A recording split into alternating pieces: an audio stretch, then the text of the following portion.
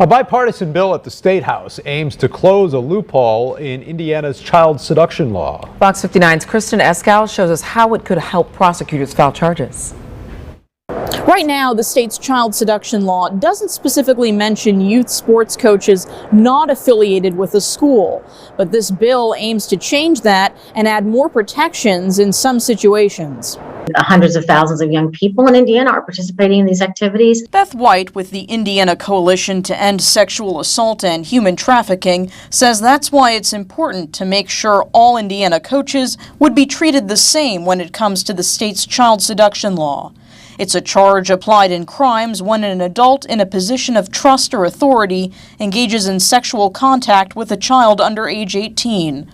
Right now, the law includes youth sports coaches employed by a school, but doesn't say anything about coaches in leagues not connected to a school district. We do not believe that it's a widespread problem in Indiana, but we know that any place that adults are interacting with young people in a position of authority, they're vulnerable. State Representative Maureen Bauer has introduced a bill that would ensure any coach can be charged.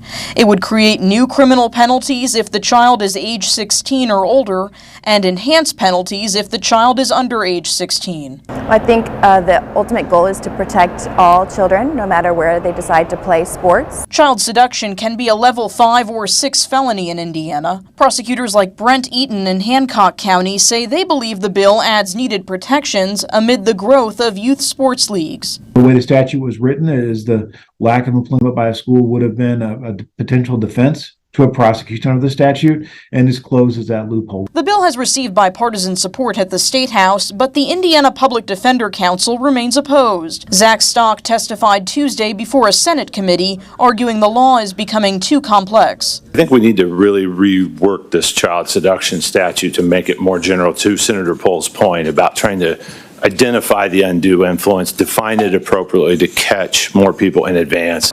The bill passed in the House with unanimous support. It now heads to the Senate floor after being approved in a Senate committee earlier.